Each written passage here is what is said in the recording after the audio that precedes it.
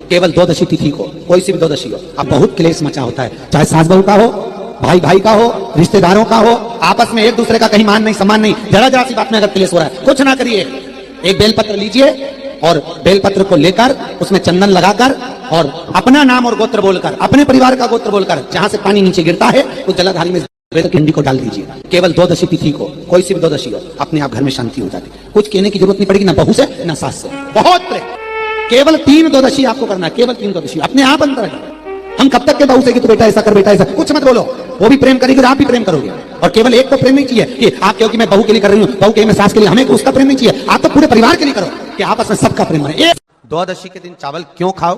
क्योंकि द्वादशी के दिन जब हम चावल का पहला गासा खाएंगे, चावल का गासा जैसे हमारे मुंह में जाएगा तो जितने जीव उस चावल में रहेंगे उसको हमारी एक दिन पहले की एकादशी का पुण्य मिल जाएगा और वो जीवों का फिर जन्म नहीं होता, वो मोक्ष पा जाते हैं, उनकी फिर कोई जन्म 84 लाख योनियों में उनका कोई जन्म का क्रम नहीं रहेगा। भगवान शिव के प्रयास, जिनको थायराइड की प्रॉब्लम हो जाती है ना, थायराइड की बीमारी हो जाती है, उसको भी कुछ नहीं करना चाहिए। जहां पर शंकर भगवान की छोटी लड़की अशोक सुंदरी, आपको भी स्थान बताया था कथा के शुरू में, अशोक सुंदरी की जगह पर शहद से ओम अंकित कर दीजिए। कैसे करना है? मात्र शहद से ओम अंकित कर कर भगवान शंकर के ऊपर जल चढ़ा दीजिए, नीचे एक पात्र लगा दीजिए, उसी पात्र में शहद और उस जल को, अभिषेक का जो पानी है, जल है, उसको झेल लीजिए। उस पात्र को लेकर केवल द्वादशी तिथि के दिन दोपहर में 12 बजे उस पानी को पीना चालू कर दीजिए। 2-3 द्वादशी तिथि करिए, थायराइड की बीमारी में आराम लग जाएगा, बिल्कुल कहीं जाने की जरूरत नहीं। अशोक सुंदरी की जगह पर शहद का ओम अंकित कर देने पर भगवान शिव का स्मरण करना। एक कटोरी में पंचामृत बनाकर ले जाते हैं, दूध, दही, शहद, घी, शक्कर, ये सब मिलाकर यदि आप लेकर जाते हैं और ले जाकर भगवान शंकर के सामने समर्पित करते हैं, एक बेलपत्री अशोक सुंदरी, अभी तक आपने जो बेलपत्री चढ़ाई अशोक सुंदरी के ऊपर, डंडी का मुख जहां से पानी बहता है उस ओर रखा जाता है। पर जब हमें ऐसा लग रहा है कि हमारे पितृ भूखे हैं या हमारे पूर्वज प्यासे हैं या उनको भाग नहीं मिल रहा, इसलिए मेरा कोई काम नहीं हो रहा, इसलिए शिव राजी नहीं हो रहा है, तो ये बेलपत्री के भाग को बदल दिया जाता है। ये बेलपत्री अशोक सुंदरी की जगह पर जब चढ़ाया जाता है तो ये पत्ती का जो भाग है जहां से पानी बहता है उस ओर रखा जाता है और ये डंडी का भाग शिवलिंग की ओर रखा जाता है। और यहीं पर भगवान शंकर को जो तुम पंचामृत बनाकर लेकर गए हो वो पंचामृत चढ़ाया जाता है और वही पंचामृत थोड़ा सा शिवलिंग पर चढ़ा दिया जाता है। उसके बाद में पितृ पूर्वज जल की आस नहीं रखते, ना भोजन की आस रखते हैं, क्योंकि शंकर उनको तृप्त कर देते हैं, शिव उनको पूर्ण कर देते हैं। हिंदू धर्म हमारा शास्त्र कहता है, हमारे शास्त्र हमें वेद डॉक्टर वर्णन करते हैं कि पीपल के पत्ते को अगर एकादशी और द्वादशी के दिन एक तांबे के पात्र में गला कर रख दिया जाए और उस पानी का आचमन 3 बार करा जाए तो जिसकी नाड़ियां चोक भी हो जाती है, डॉक्टर बोले इसका बाईपास करना पड़ेगा, उसको केवल 3 आचमन पानी एकादशी और द्वादशी को पीपल के पत्ते का कराया जाए तो अंदर की नाड़ियां भी खुल जाती हैं। पीपल के पत्ते का इतना प्रमाण हमारे विष्णु पुराण में वर्णन है। पीपल के पत्ते का इतना प्रमाण, पीपल के पत्ते का इतना लेख, जैसे कि चमड़ी सफेद पड़ जाती है तो उसको क्या करना चाहिए? केवल हिंदू धर्म में केवल एक पीपल का वृक्ष है जिसका पराग झड़ता है और वो रात्रि को लगभग 10 बजे से 12 बजे के भीतर, 9 बजे से 12 बजे के भीतर पीपल के पेड़ के पत्ते का पानी झड़ता है। उसके नीचे एक थाली रख देना चाहिए और उस थाली में पीपल के पेड़ के नीचे रख दो और उसका पराग जब झड़ जाए वो पानी को बाल्टी में धो लो और धोने के बाद थाली को उस पानी से 15 दिन, 8 दिन, 20 दिन स्नान करिए, धीरे धीरे चर्म रोग समाप्त हो जाता है, सफेद जो चमड़ी पड़ी वो वापस अपने रंग में आना चालू हो जाती है। पत्र लीजिए, तो ये 2 पत्ती के बीच में जो जगह होती है, इस बीच वाली जगह पर पीला चंदन पूरे तरह से उसका लेपन कर लीजिए। हफ्ते में 1 बार आप करोगे, आपको दूसरे हफ्ते में मालूम पड़ जाएगा कि आपके अंदर की गलत सोच समाप्त हुई कि नहीं। किसी भी शिवालय में, अगर शंकर के मंदिर नहीं जा सकते तो अपने घर में जो शिवलिंग हो वहां समर्पित कर दो, तुम्हारी मर्जी पड़े जैसे चढ़ा दो, बस शंकर के शिवलिंग पर चढ़ा। मंदिर में हो तो नंदी के पीछे और घर में हो तो किसी भी स्थान पर सुख आसन लगाकर, तो आराम से बैठकर और अपनी सीधी साइड की नासिका को बंद करना है और उल्टी नासिका से श्वास लेना। 1 से 1.5 मिनट तक श्वास लेना प्रारंभ करो। उस समय पर अगर तुम्हारी चंद्र नाड़ी प्रबल हो जाए तो उसकी बुद्धि में से गलत विचार समाप्त हो जाए। उस चढ़े हुए जल को जब आप थोड़ा सा लेकर आते हो, आपको बताया था ना कि खाली लोटा नहीं लाना चाहिए, खाली कलश शंकर जी के मंदिर से वापस नहीं लाना। शंकर भगवान को जल चढ़ाया, चढ़ाने के बाद थोड़ा सा जल हाथ में या कटोरी में या कलश में झेल लिया, भले 2 बूंद लाओ पर अपने घर पर लेकर आओ। उस 2 बूंद जल का भी स्पर्श कलश के अंदर हाथ की 3 उंगलियां लगाकर अगर त्रिशूल पर टच कर कर मात्र आपने उस कलश के अंदर लगा दिया और वो जल भी आपने अपने घर पर छोड़ दिया, छींट दिया या उसका आचमन मात्र हो गया, तो व्यक्ति का यश बढ़ना अपने आप प्रारंभ हो जाता है, उसकी यश की प्राप्ति उसको होने लगती है, उसको यश की वृद्धि होने लगती है, उसको यश की प्राप्ति होने लगती है। त्रिशूल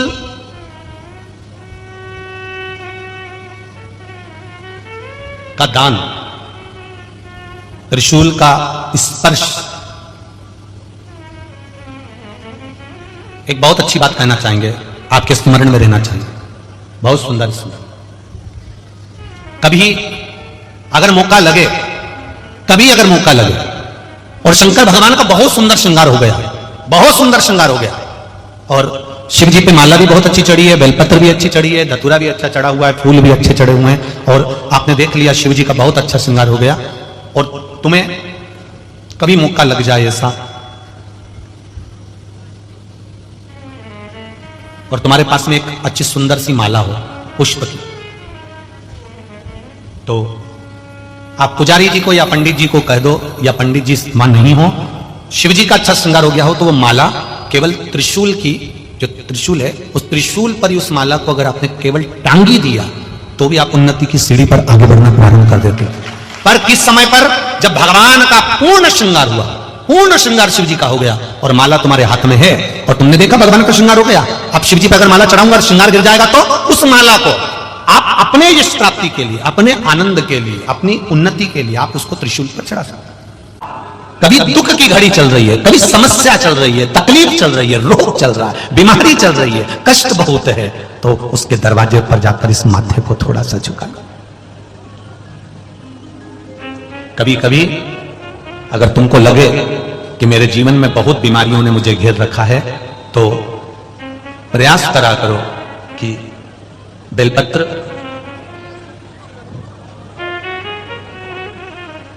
जो ये बेलपत्र होती है, उस बेलपत्र की जो ये डंडी होती है, इस बेलपत्र को अशोक सुंदरी वाली जो जगह होती है वहां पर इसका चढ़ाकर डंडी का जो भाग है वो शिवलिंग की ओर हो जाता है, और यहीं से जल चढ़ाते चढ़ाते चढ़ाते चढ़ाते अशोक सुंदरी से जल चढ़ाते चढ़ाते ओमकार जैसा, ओमकार जब हम अशोक सुंदरी से चालू करेंगे तो वो जल पहले गणेश जी के पास जाएगा, फिर वापिस अशोक सुंदरी के पास आएगा, अशोक सुंदरी से कार्तिकेय के पास जाएगा, कार्तिकेय से महादेव के पास जाएगा। ऐसा ओमकार जैसा जल, जब तुम्हें लगे कि बीमारी बहुत घेर रखी है, और बहुत बीमारी ने घेर लिया, कोई किडनी, कोई लीवर, कोई बहुत शरीर में कष्ट, कोई रोग बीमारी, या कहीं तुमको ऐसा लग रहा है कि मेरा गर्भ 20 साल हो गए, 22 साल हो गए, संतान नहीं, तब भी इस प्रयोग को जरूर करिएगा।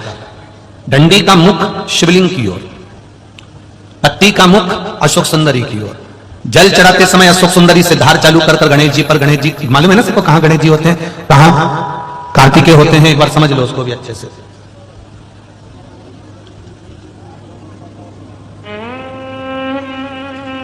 ये नीचे का गोल भाग, ये जल जाने का स्थान, ये शिवलिंग, बीच में जो मोटी सी लाइन होती है वो अशोक सुंदरी का स्थान है। शंकर जी के राइट में जहां से पानी नीचे गिरता है उसके कोने पर गणेश जी का स्थान, इधर कार्तिकेय का स्थान। ये शिवलिंग, ये जो गोल भाग है माता पार्वती जी का हस्त कमल है। ऊपर से जो बूंद बूंद जल कलश में से गिरता है वो शंकर भगवान की 5 लड़कियां, जया, विषहरा, शामरीवारी, दौतली और देव, ये शिव जी की 5 लड़कियां ऊपर से जल की बूंद गिराती हैं। हम जब भी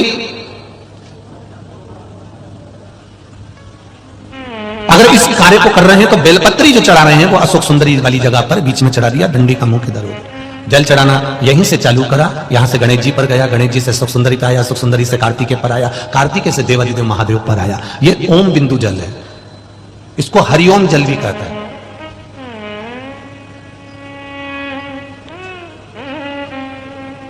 उज्जैन महाकाल में भगवान शंकर को सुबेरे सुबेरे सबसे पहला जो जल चढ़ता है वो हरिओम जल चढ़ता है। आप कभी भी उज्जैन वालों से जाकर पूछना, भस्मरमैया मंडल से पूछना, या उज्जैन के किसी एक व्यक्ति से पूछना, या वहां के पंडा जी से पूछना कि हरिओम जल कब चढ़ता है, तो वो कहेंगे सबसे पहला जल सुबह का हरिओम जल चढ़ता है। इसको हरिओम जल भी कहते हैं।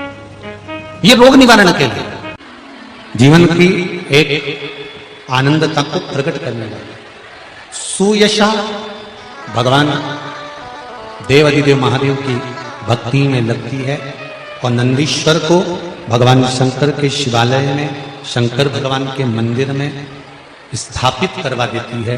वो धर्मपत्नी सुयशा, धर्मपत्नी सुयशा। आप में से कितने लोग हैं जो घर में से जल लेकर जाते हैं शंकर भगवान को चढ़ाने? सभी लोग ले जाते हो?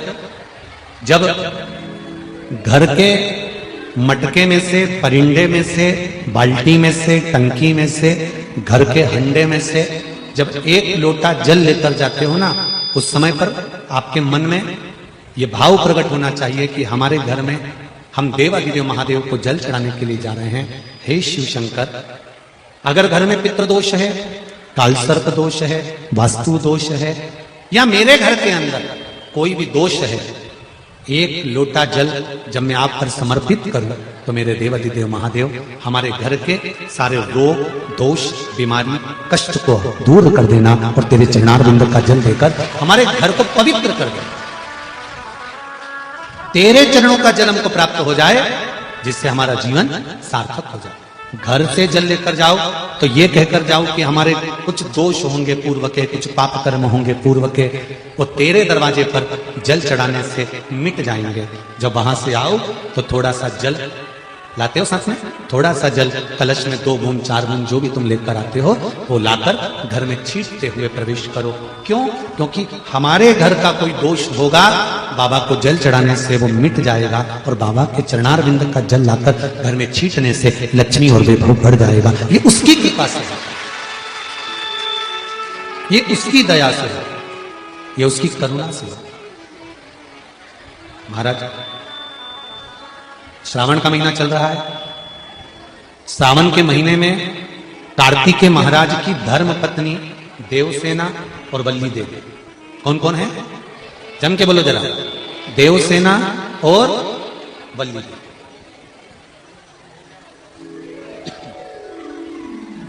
देवसेना और वल्ली देवी ये कार्तिकेय महाराज की 2 धर्म पत्नी है।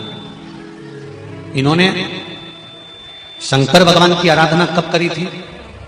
तो कहा जिस समय पर माता पार्वती शंकर भगवान के साथ में चौसर खेलती हैं और चौसर खेलते समय पर शंकर भगवान हार जाते हैं, नीलकंठ पर जाकर बैठ जाते हैं। नीलकंठ पर से भगवान शंकर कार्तिकेय जी से बात करते हैं। भगवान विष्णु स्वयं पासा बनते हैं, रावण निर्णायक बनता है और कार्तिकेय के कहने पर वापिस पुनः शंकर भगवान चौसर खेलने के लिए माता पार्वती के साथ बैठ जाते हैं। फिर वापिस,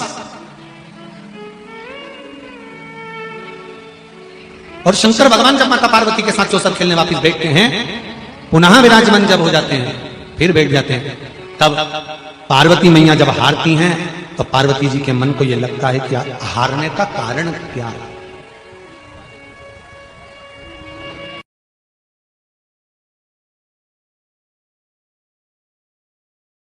करता था और आरती करने से पहले घंटी बजाता था। घंटी बजाते समय सबको आवाज लगा देता था, सबको बुलाता था कि मेरी काकी आ जाओ, ने काका आ जाओ, ने बुआ आ जाओ, ने फूफा आ जाओ, ने नाना आ जाओ। आज भी हमारे यहाँ आरती करते समय नियम है कि घर का व्यक्ति जब आरती करता है फिर परिवार के लोग आ जाते हैं, आरती की थाली उसको दे दी जाती है, फिर कोई आ गया उसको दे दी जाती है, फिर उसको दे दी जाती है। बोलो सही है गलत है? हमारे यहाँ सत्यनारायण भगवान की पूजन करो तो आरती की थाली बदलती रहती है। तुमने आरती करी, उसके बाद उसको दिया, उसके बाद उसको दिया, उसके बाद उसको दिया, बदलती चली जाती है। कई काका जी ने, बुआ जी ने, चाचा जी ने, नाना जी ने, फूफा जी ने, सबने आरती कर कर आरती की थाली को बदलते जाते हैं। कई लोग हंसते भी होंगे कि ये सनातन धर्म में ये कहां का प्रपंच है कि एक जनी आरती करते करते इसको दे दिया, इसने आरती करी उसको दे दिया, उसने आरती करी उसको दे दिया, उसने आरती करी उसको दे दिया। आखिर क्यों, किस लिए, क्यों गरुड़ घंटी का नाद किया जाता है, क्यों आरती में सबको बुलाया जाता है? तो इस सिंह केतु के मित्र चंड भील ने रोज का नियम था कि भगवान की आरती करते समय सबको बुलाता था, सबको बुलाता था। तो इसने सबको बुलाना चालू करा। सबको बुलाते बुलाते इसका नियम था, आखिरी में पत्नी को आवाज लगाता था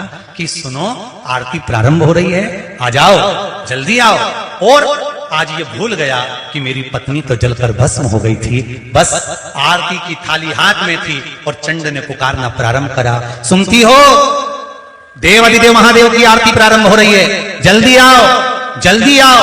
और आरती शुरू हुई। भगवान शंकर के शिवलिंग के ऊपर दीप की बाती जाती है और पत्नी दौड़कर जले हुए मकान में से बाहर निकल कर आ जाती है। धधकते हुए उस अग्नि में से पत्नी निकलकर बाहर खड़ी हो जाती है। पति की आरती के समय पर जब थाली पत्नी ने हाथ में ली, पति देवाधिदेव महादेव को देखता है और अपनी धर्म पत्नी को देखता है, ये कौन आ गया? आरती पूरी होती है, पति ने देवाधिदेव महादेव को प्रणाम कर कर अपनी धर्म पत्नी से पूछा, तुम कहां से आ गई? तुम्हारी चिता की भस्म तो शिवजी को चढ़ाई है।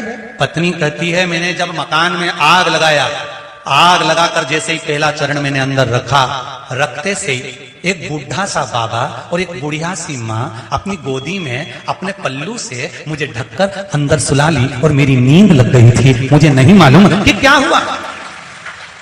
जैसे अभी वो बहन ने कहा कि धूम गिरा, पंडाल गिरा, बिजली चमकी, पानी गिरा, हवा तेज चली, 15 मिनट में कहां तहस नहस हुआ। मैं उस टेंट के अंदर थी, पर यह पता नहीं पड़ पाया कि मुझे बचा कौन रहा था, कौन था, कहां से आ गया, कैसे आ गया। ये बेटी वेंटिलेटर पर पड़ी थी, कहां से शिवा गया, कहां से बचा लिया। वो गाय लकवा लग गया था, नीचे गिर गई थी, सारे डॉक्टरों ने कह दिया नहीं उठेगी, पर बाबा का नाम लेकर उठी तो सही ना। तो कहां से शिवाता है, कैसे शिवाता है, कहां पहुंच जाता है, ये मालूम तो पड़े। पत्नी से पूछा तू कैसे आ गई, कहा अंदर अग्नि में कोई बूढ़ा और बुढ़ी बैठे हुए थे और मुझे बचा लिया। और कहते हैं जा आरती चालू हो गई, उठो आरती हो रही है, जाओ। मेरे घर के बेटा और बेटी से निवेदन है, मेरे घर के बुजुर्गों से निवेदन है, मेरे घर की बहुओं से, घर के युवान बेटा बेटियों से निवेदन है, जिस समय तुम्हारे घर में आरती की आवाज आए, तुम नहाए कि ना नहाए, तुमने स्नान करा कि नहीं करा, उस आरती के समय पर उस दिए की एक झलक पाने के लिए मां के सामने, उस भगवान के सामने जाकर खड़े हो जाना। दुनिया का आधा दुख तो समाप्त हो जाएगा, आधा दुख समाप्त हो जाएगा। आज मंदिरों में मशीनों से आरती करी जा रही है, नगाड़े मशीनों से बज रहे हैं, घंटियां मशीनों से बज रही है। जरा उस आरती के महत्व को तो समझो कि पहले गांव में जब आरती होती थी, पूरे गांव के घर से एक एक व्यक्ति उस आरती में पहुंचते थे। सब नहीं जा पाते थे तो एक घर का व्यक्ति पहुंचता था। क्यों पहुंचता था कि जब वो आरती में से आता था तो आरती की बलैया लेकर जब वो घर में पहुंचता था, उसके आरती की बलैया लेते समय हाथ में जो आंच लग जाती थी, कपूर की लो लग जाती थी, वो घर के जिस अंग पर, घर में जहां जहां वो हाथ लगता था, उस घर से अला बला सब चली जाती थी। क्यों कहते हैं कि आरती में जाओ, क्यों कहते हैं कि घर में आरती हो तो मंदिर नहीं जा सकते, तो घर की आरती को अपनी खिड़की में से झांक कर तो देख सकते हो। जो तुमसे कहे कि मेरे घर में लक्ष्मी नहीं है, मैं बहुत डिप्रेशन में चल रही हूं, बहुत टेंशन है, बहुत तकलीफ है, बहुत कष्ट है, बहुत कष्ट।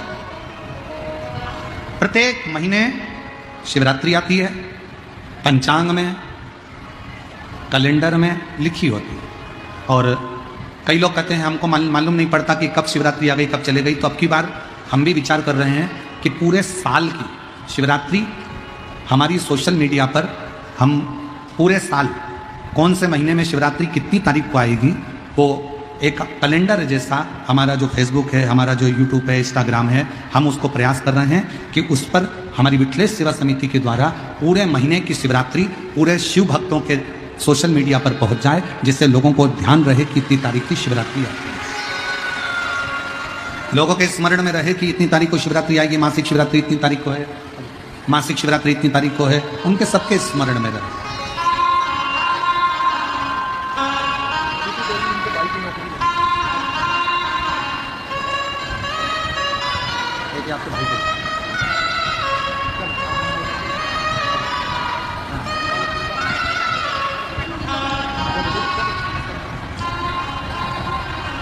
एक पार्थिव शिवलिंग का निर्माण,